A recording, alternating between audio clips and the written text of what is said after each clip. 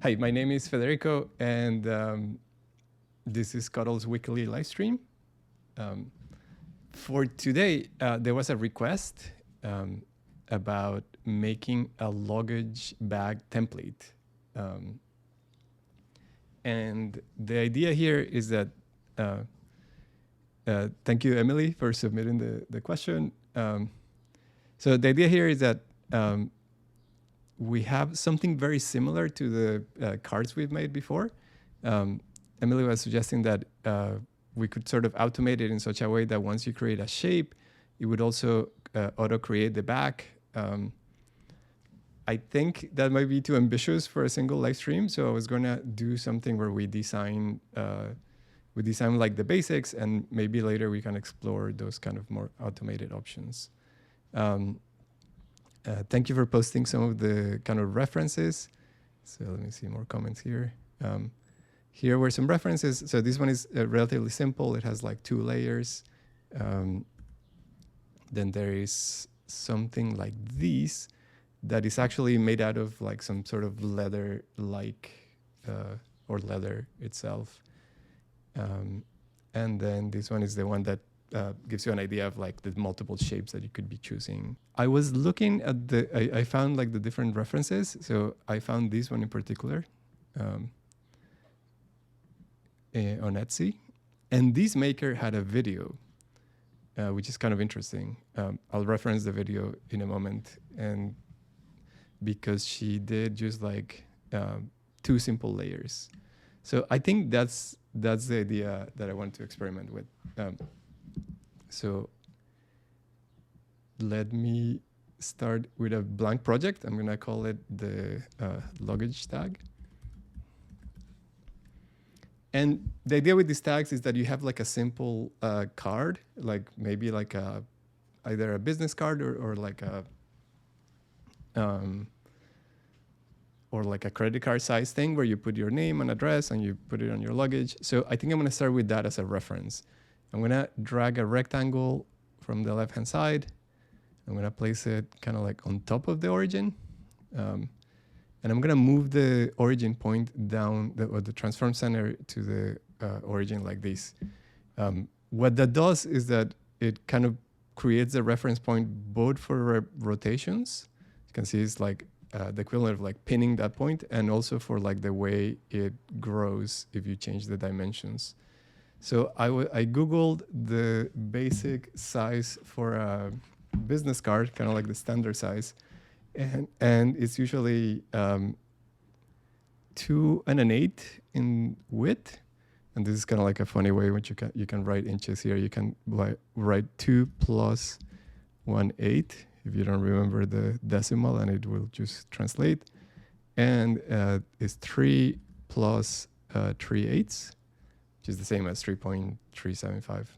So this is the basic size of a business card. And the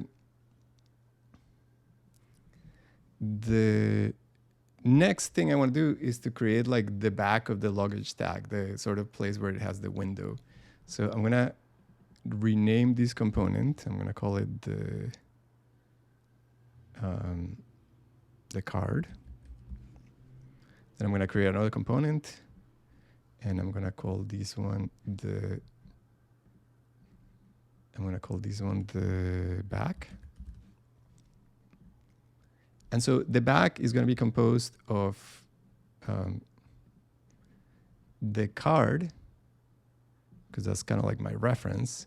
And I'm going to add like an expand to that. So I'm going to select it and expand it. I can select the distance, how much I expanded. I'm going to also expand it by 3/8. That seems to be like the number. And then it needs to have a window on the center. So I'm going to place the card right here again, like an instance of the card. And so it's not the same size as my card. I'm going to contract it. So I'm going to go to modify and go to contract.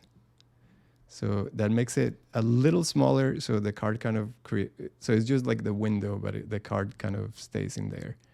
And I want to match the kind of rounded corners. So I'm going to add the round corners modifier. Probably not as severe, or like 0.1, kind Kind of makes sense. So that would be just my back.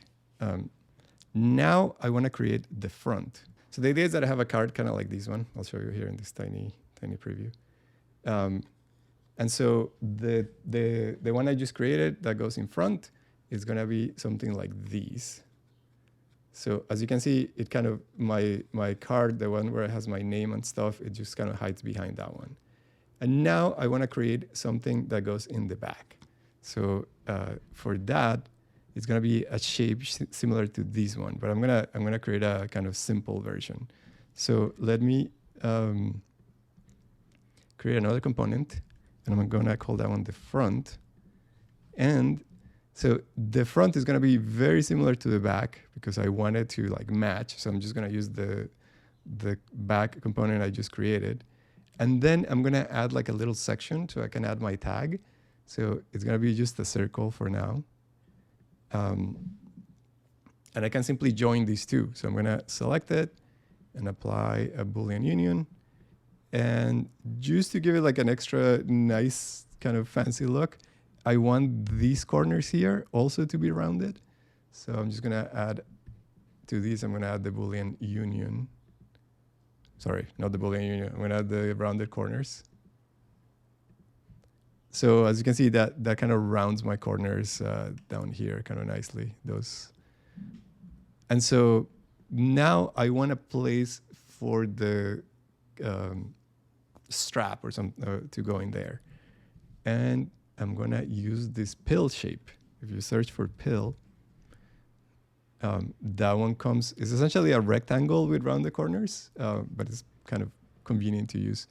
So I know the strap that I have is 1/2 inch wide and about 1/8 of an inch thick. So it's not as thick as that, but I think 1/8 makes sense. Oh, I need to type that in decimals here. 0.125. So that's my little kind of pill shape for the strap, and I'm just gonna move it down here to a sort of reasonable spot. And so that would be the front. I could even bring the back again just to like double check that things are working. So those two are overlapping and I get this little strap.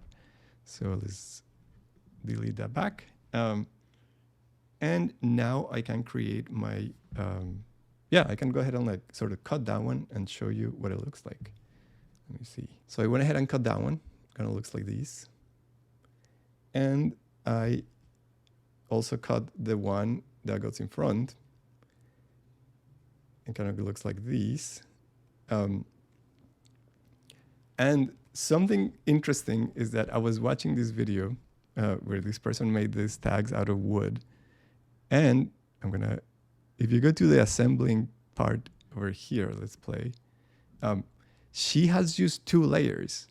And the trick that she does to create the little space to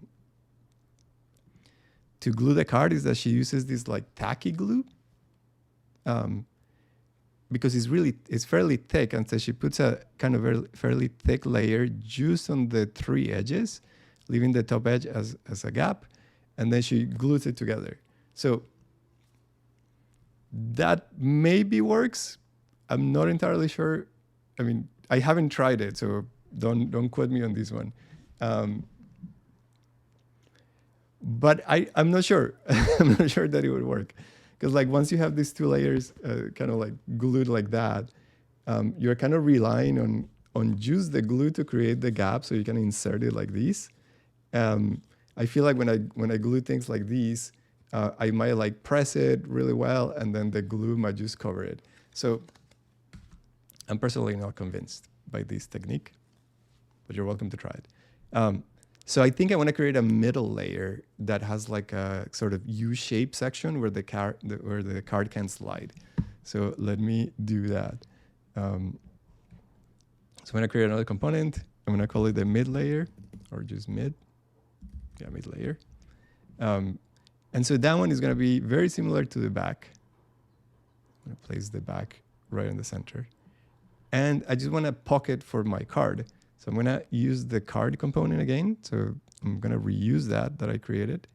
and I want to kind of cut up this section over here. So what I want to do is change the scale of the card, and I can change the scale just on the y-axis. So I can click here on scale. I'm going to uncheck the uniform scale, and I'm going to make only the y-axis. So you can see it just stretches up. And something like that is sufficient. Now I just want to apply a Boolean difference. So that card gets cut out of the back. So where's this Boolean difference? So I end up with that sort of U shape that is going to be the place for where my card slides. So let me show you. So now I have 3 layers. Oh, I could just like assemble it like here in place. Let me add another component. So I have the back layer. I have the mid layer that goes in between. And then I have this front layer. So this is very similar to the gift card we made last time. So now that I have these 3 layers, I can actually sort of put them together.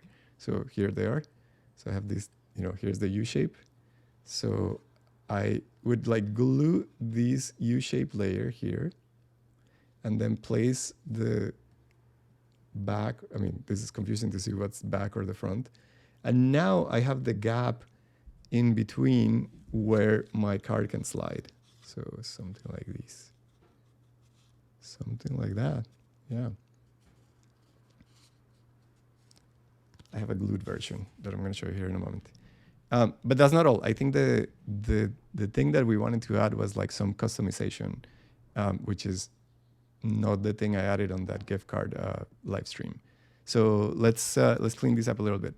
Actually, let's create another component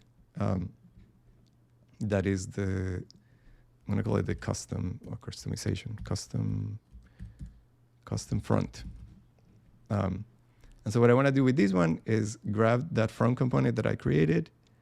I think it looks nice if it's kind of horizontal. So I'm going to just rotate it 90 degrees.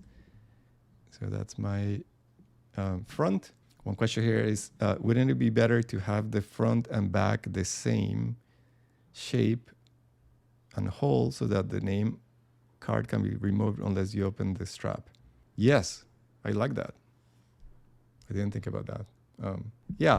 I was thinking the way I designed it and the way these others are designed, it seems like when you put the strap on the thing, like with this version that I glued, you can slide the card in,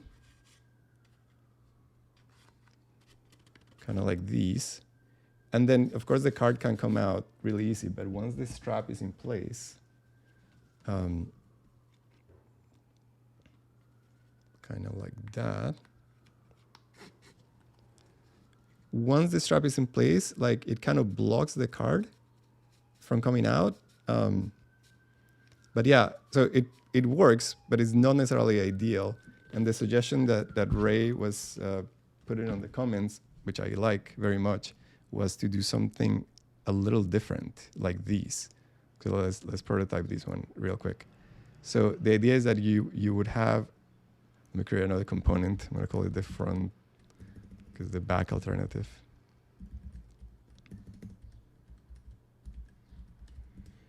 So the idea is that you would have like the front, but then you would like have a window on that one. And the way we made the window before is that we used the card, placed it there, added a contract, and then added the rounded corners.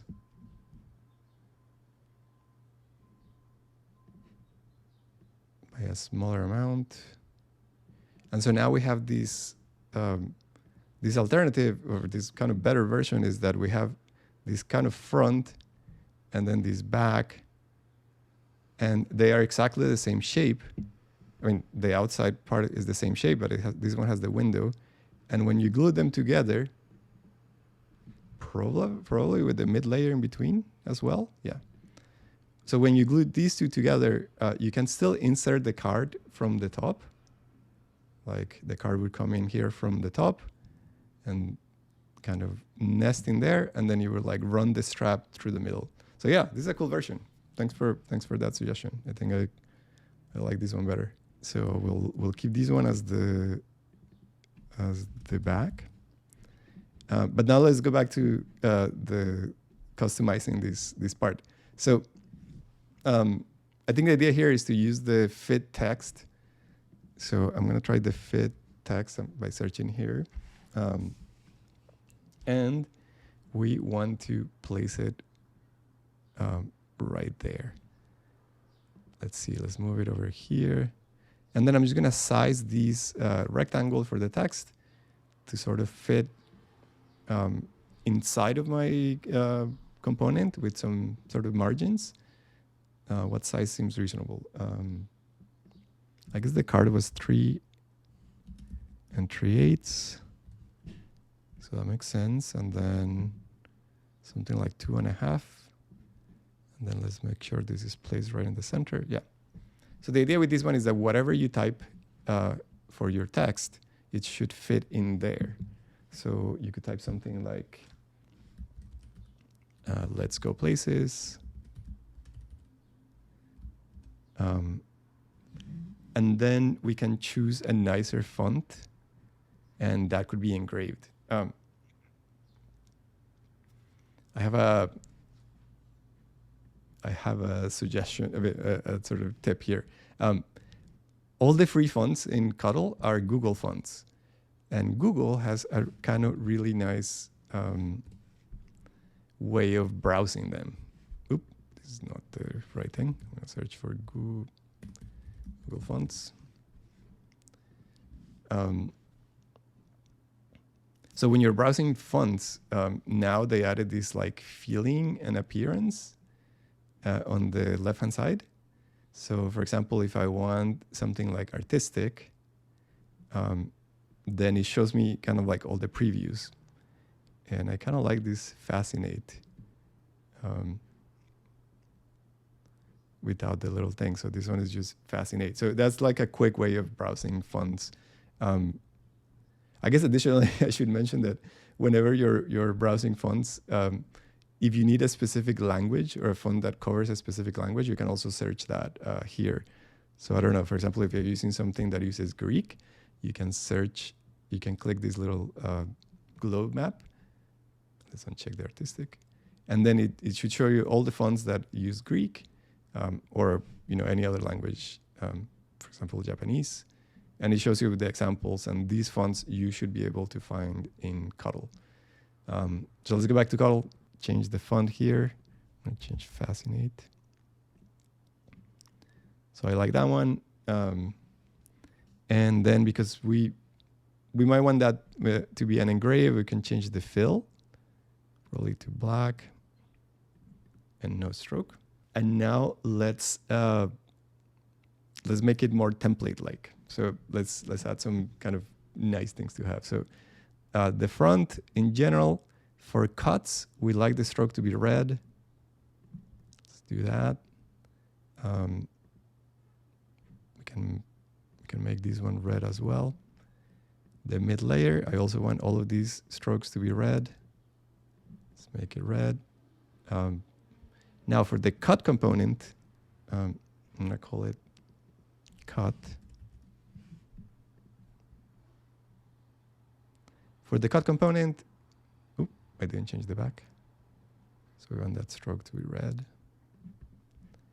So for the cut component, we like to use the auto layout. So let's add auto layout. And the way this one works is that you can come over here and type the names of your components.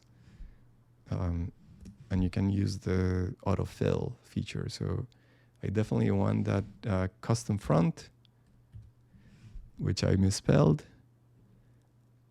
So that one goes there. This is fun. You can change the name here of the component, and that should update. And then we don't want this rectangle. We want, say, the mid layer and the back.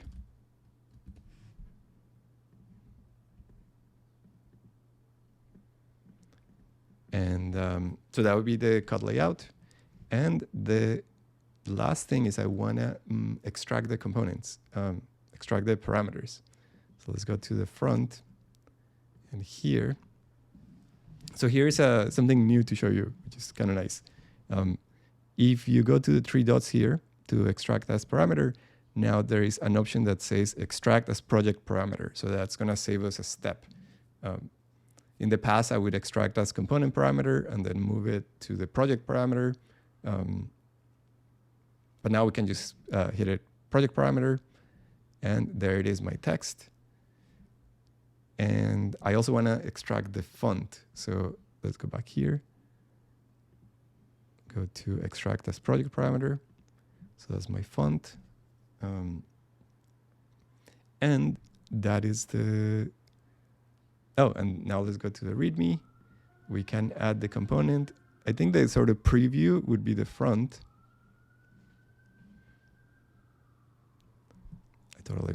I misspelled it. Oh my God. Custom, okay. English as a second language. So let's go back to the README. And so this would be the preview, the thing that you would see what it looks like.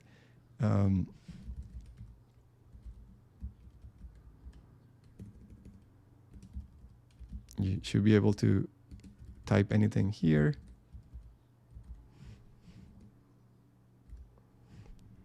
Huh. Maybe this looks better if it's left aligned. Let's change that. Yeah, that might be a nice touch. And then to offer the download, we'll add the new component here, and we'll choose that one to be the cut.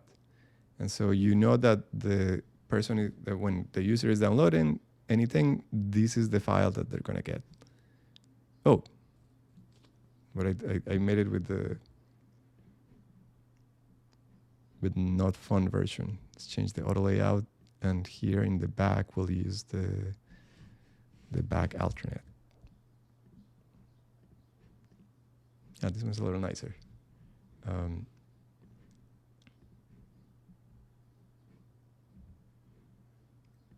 Making the stroke red. Cool. So now they'll get this file, and you should be able to change anything here. I guess one last thing you could always add, like, now that I created this empty space in the corner, I guess I could always add like an emoji perhaps. And let the person choose the emoji, so we can extract that as a project parameter. There it is.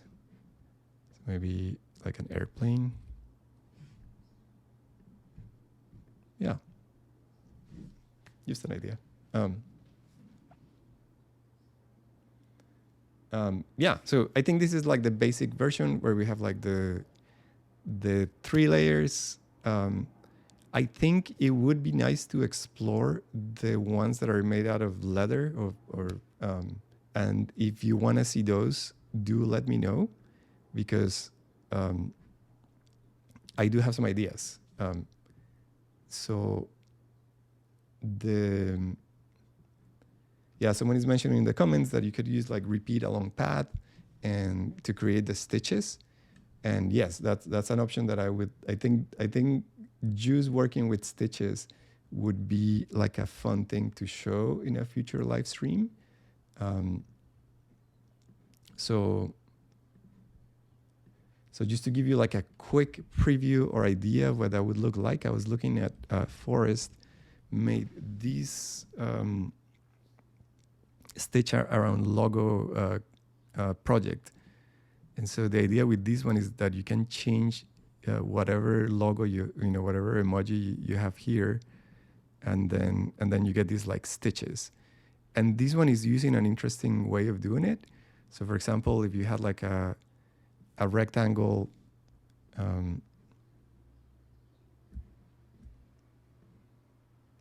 that would be like your main cut. you could, for example, do something like this, do like a path.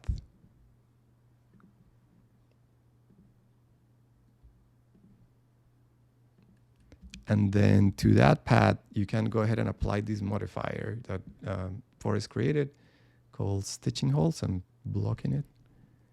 Let's move to the right. So it's a modifier called stitching holes, and it's kind of neat. So I need this path because it creates the stitching holes, and then it gives you these options of like changing the spacing for the holes, and then the size of the holes itself. And of course, we can also change the shape of the holes.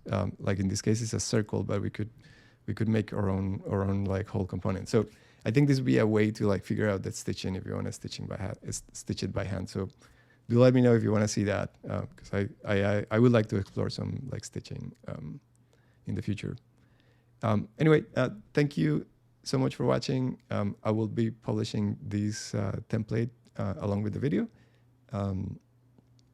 And I will see you in the next one. All right, bye.